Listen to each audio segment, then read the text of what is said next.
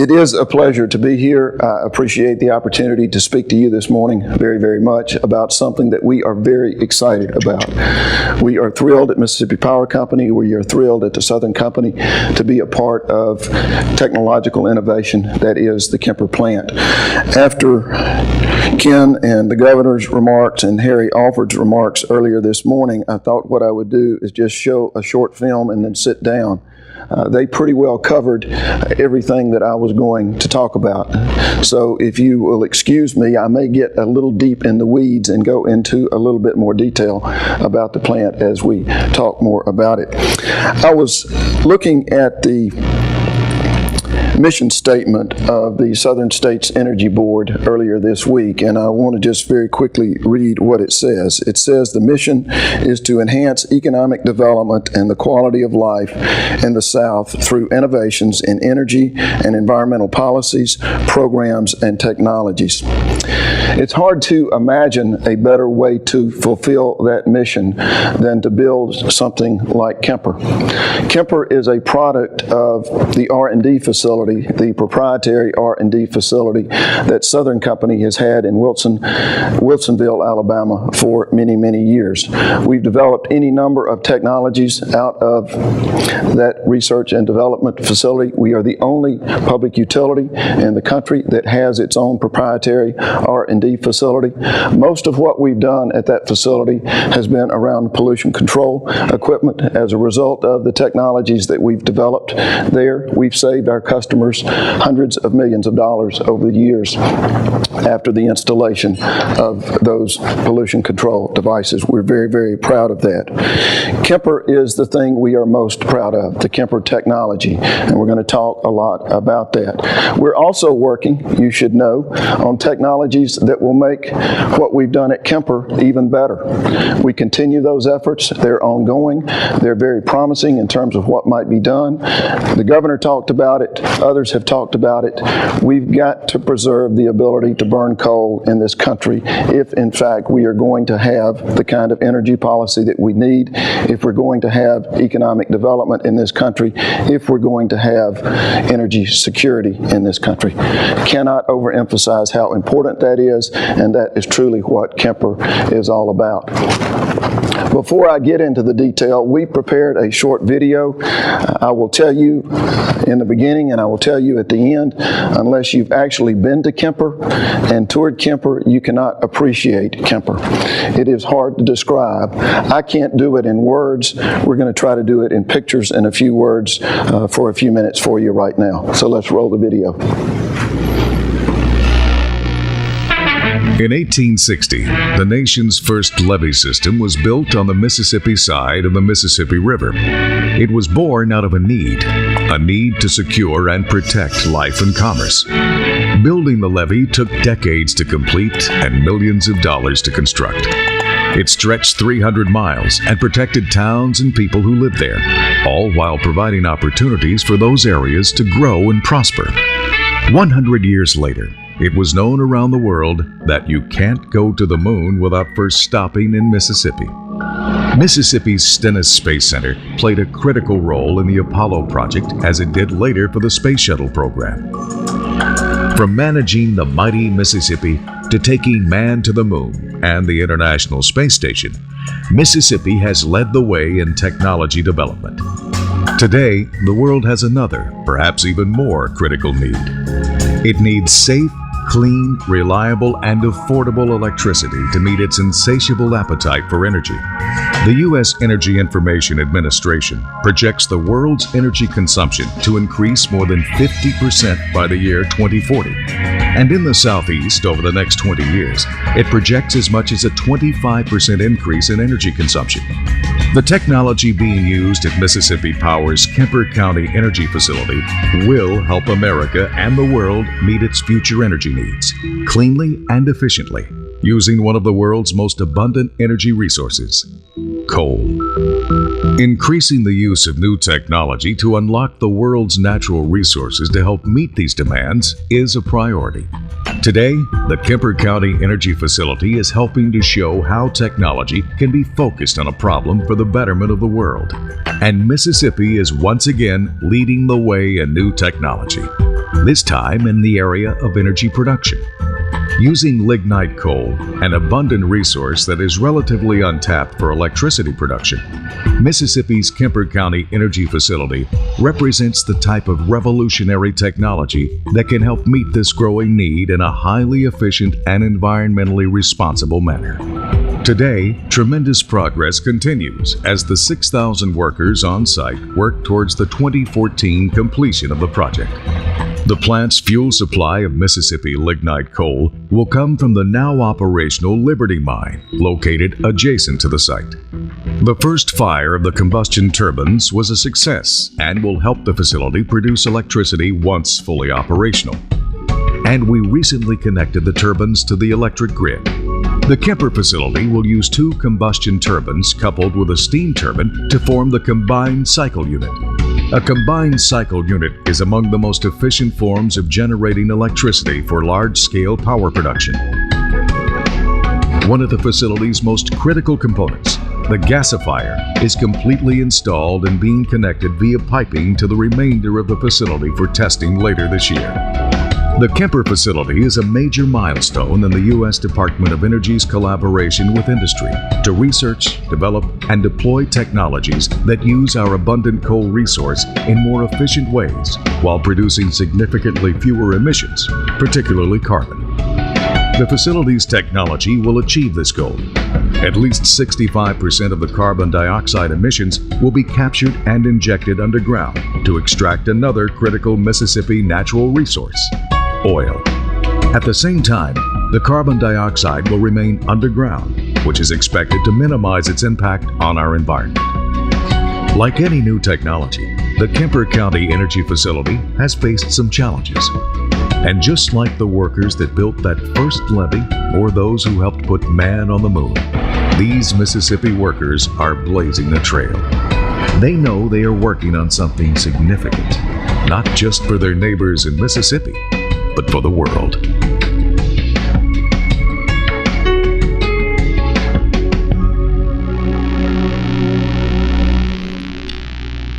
I hope that gives you some idea of the complexity of what we're doing, but also the benefits that will be derived both for the state of Mississippi and we think certainly the United States, and we think ultimately the world.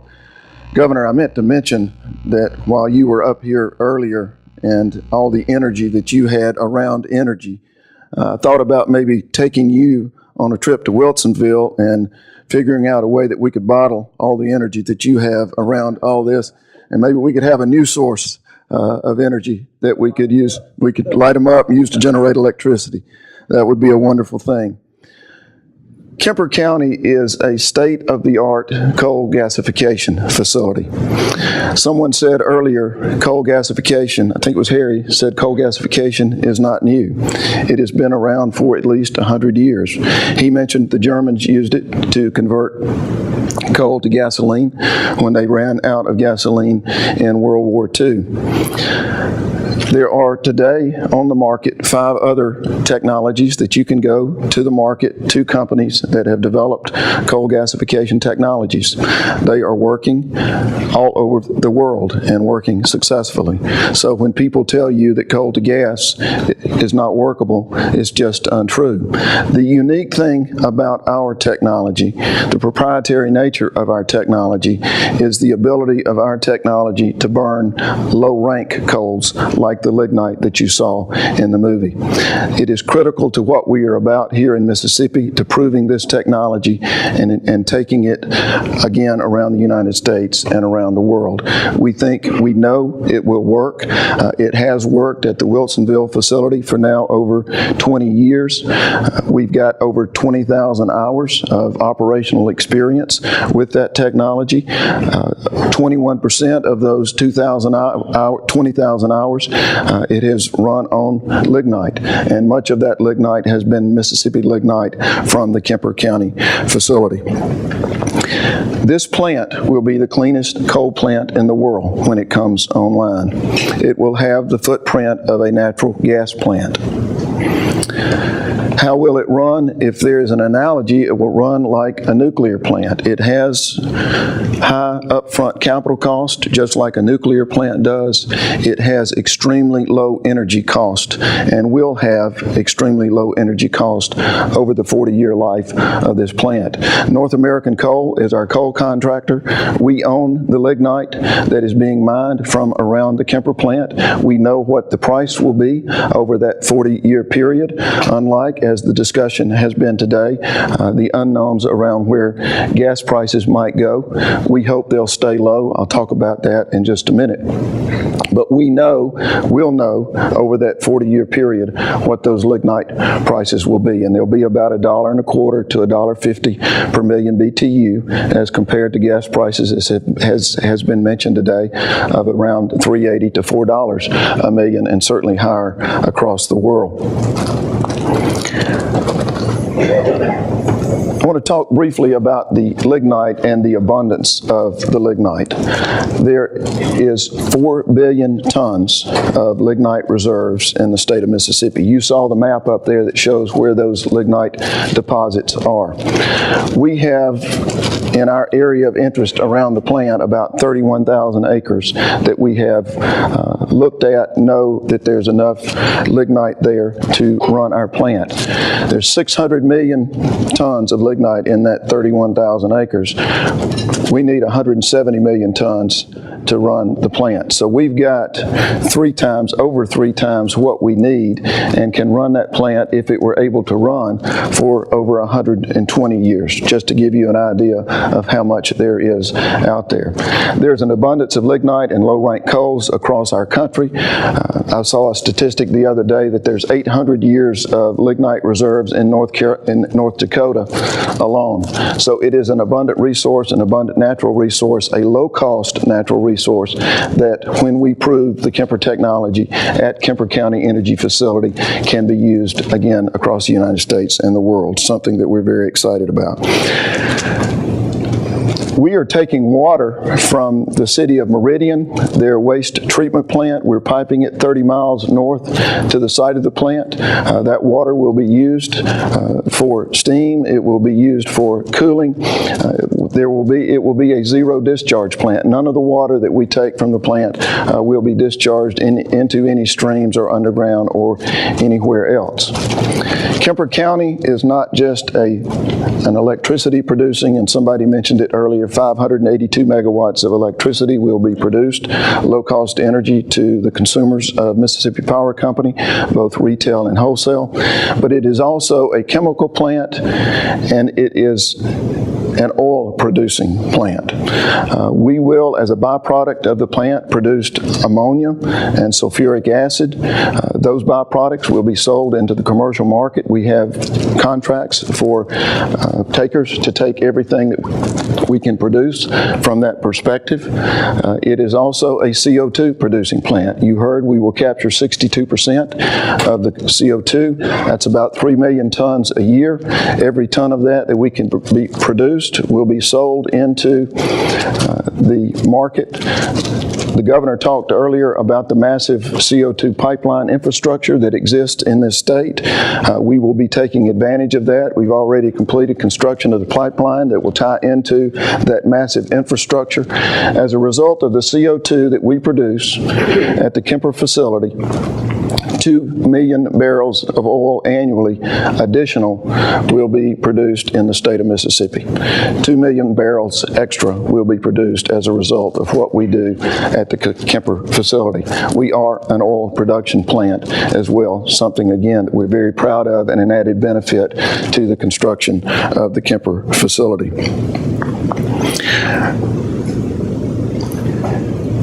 Harry Alford, in his comments, mentioned the Kemper plant, and he talked about jobs. I read a quote from an article, an interview that he gave a few days ago, and his quote was, "Kemper County is about jobs, jobs, jobs." The Kemper area, the Lauderdale County area, are some of the poorest areas of the state of Mississippi. What we are doing there from an economic development perspective is hard to describe. We've got 6,000 workers on the site today, working to complete the plant in 2014. We predict that, or estimate that there's an additional 6,000 to 8,000 indirect jobs on the ground around the plant in the Lauderdale, Kemper County area as a result of the construction of the plant. It's estimated that we are producing about $75 million annually in tax revenues from the construction of the plant.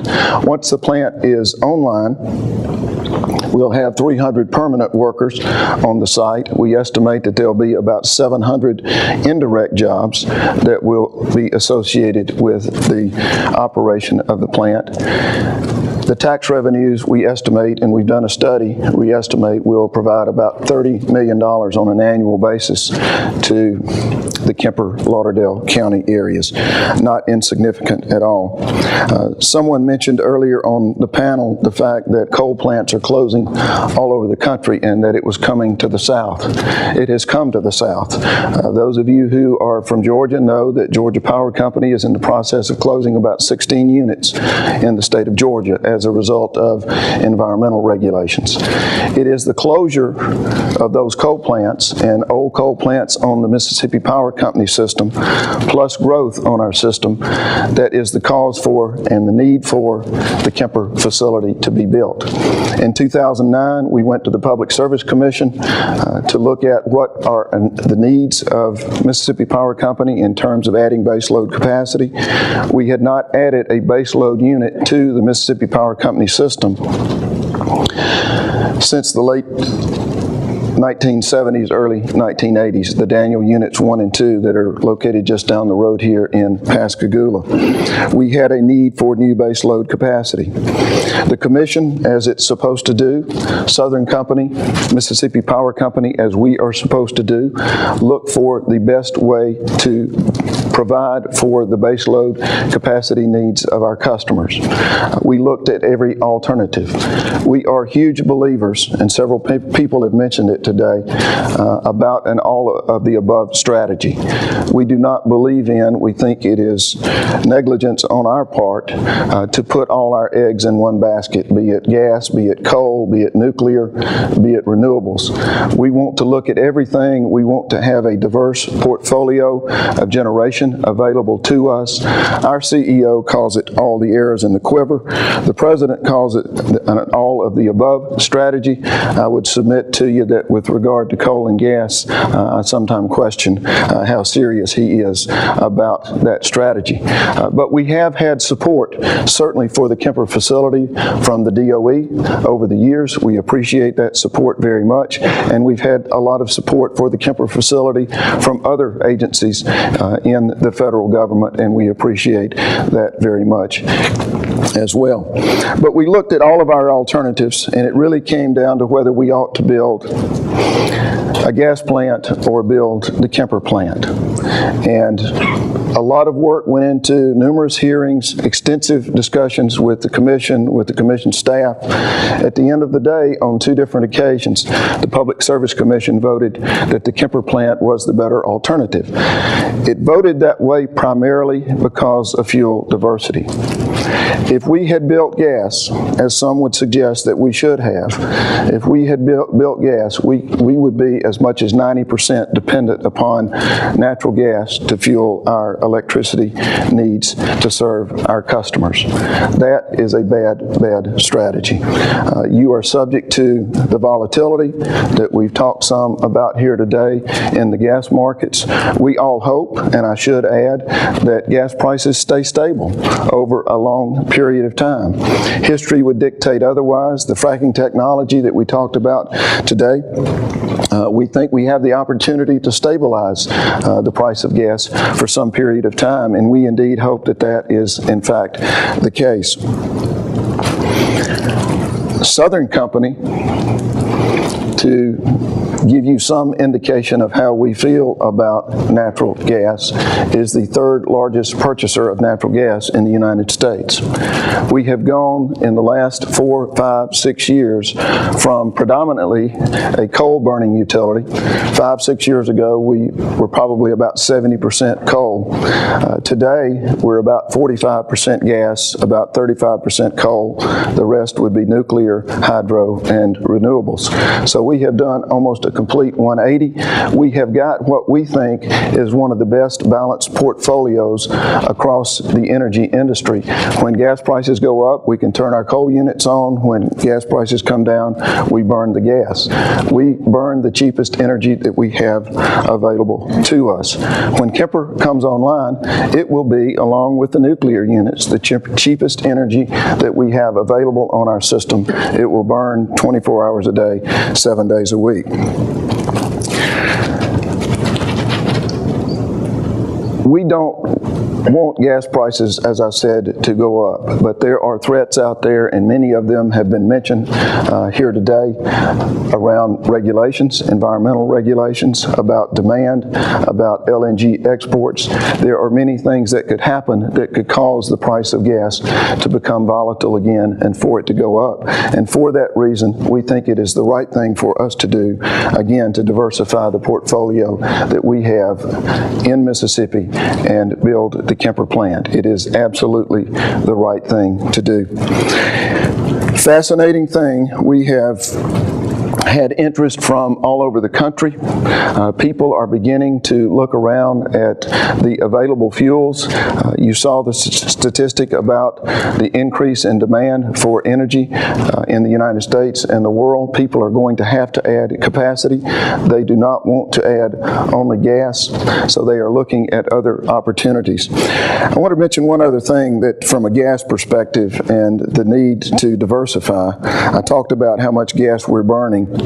We had about 3 months ago at the Southern Company board meeting, it was just after I'd gotten this job, and I was asked to come to Atlanta to talk about Kemper. And while I was there, the CEO of one of the largest independent gas producers in the country made a presentation to the Southern Company board.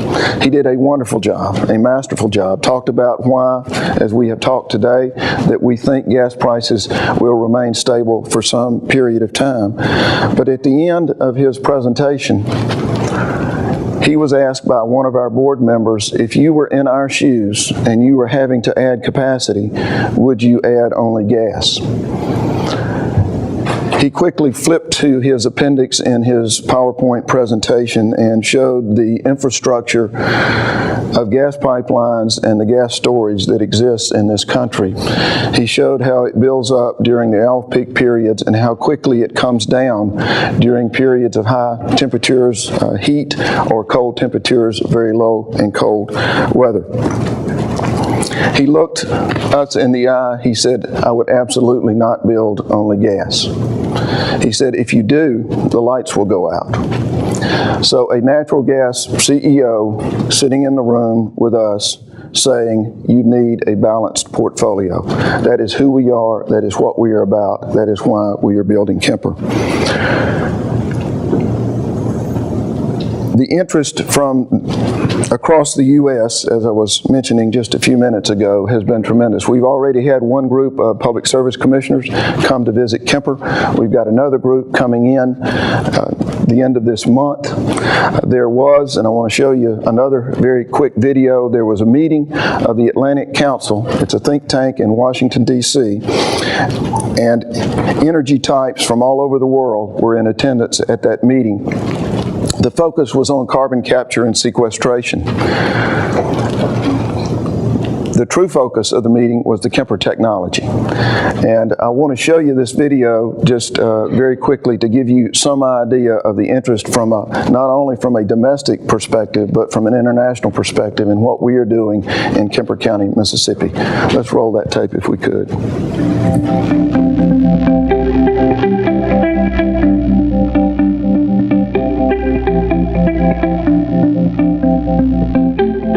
We've got to educate people about energy. I hate to say it, but most folks still think it comes from a plug in the wall.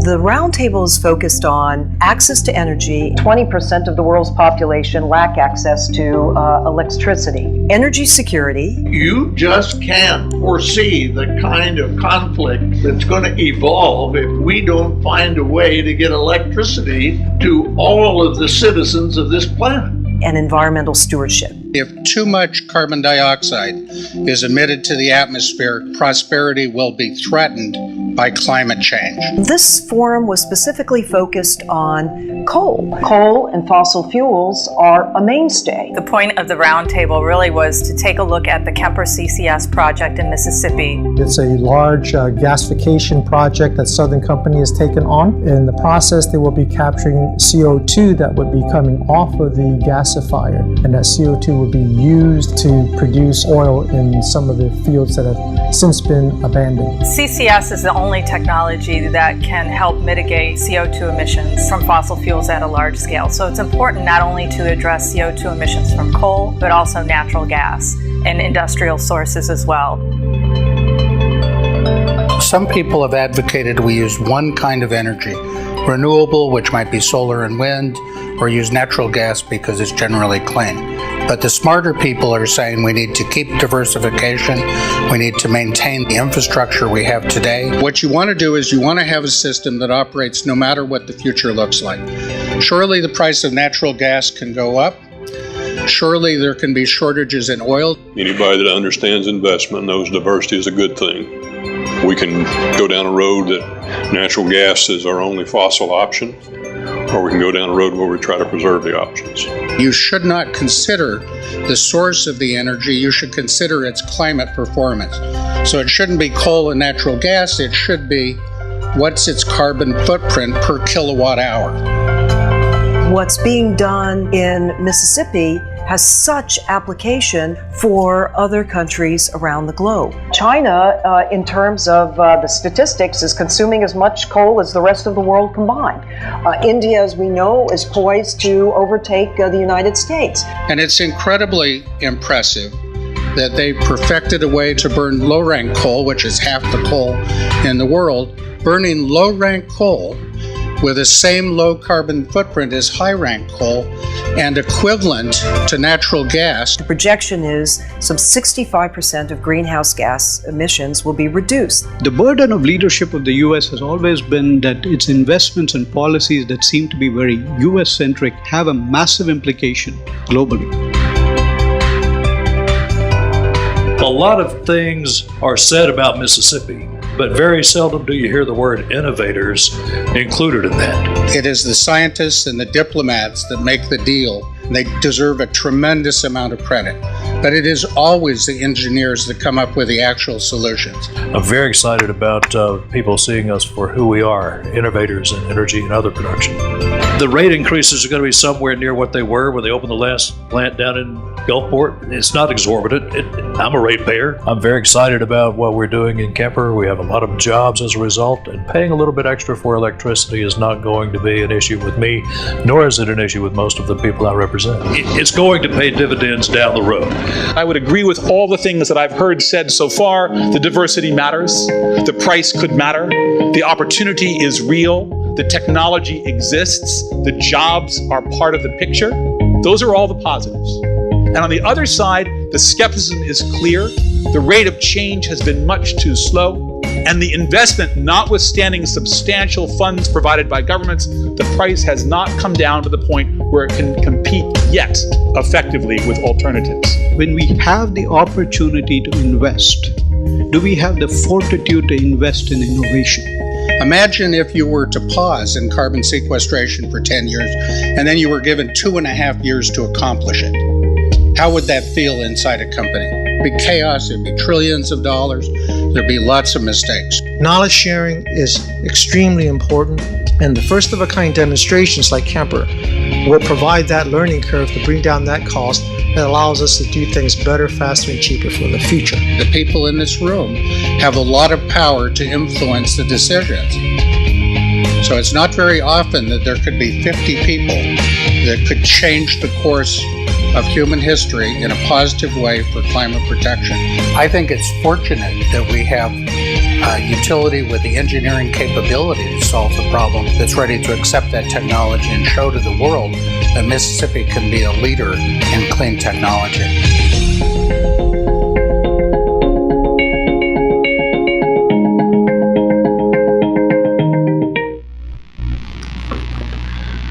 I hope that gives you some flavor of the international interest that has already been shown in the Kemper County facility. There is another conference, much like this one, but will be larger, that will be held in early November in Washington, D.C. We have, again, people, energy ministers, and others coming from all over the world to talk about the Kemper technology. The following day, they and some high-level DOE officials will actually visit the plant, come and see what Kemper is all about, and see if indeed it will fit into their energy portfolio. We've had interest from Poland in the past month or so. We've had interest from Pakistan. We've had interest from China, India, South America, Australia, every country that I am familiar with that has the low-ranked coals that Kemper was designed to use. We're proud of the technology. I hope that is evident. We think that Kemper technology, what is being done in Mississippi, is the future of coal. If we are going to have economic security, energy security in this country, we've got to use the coal that we have available to us. One of the biggest mistakes we could make as a country would be to allow the exportation of all of this coal to China and all of the other countries out there who have the capability, have the desire, have the drive to have the way of life that we have in this country. Again, we're proud to be part of this. We thank the governor. We thank all of you for your support and appreciate very much you listening to us about something, again, that we're very, very excited about. Thank you.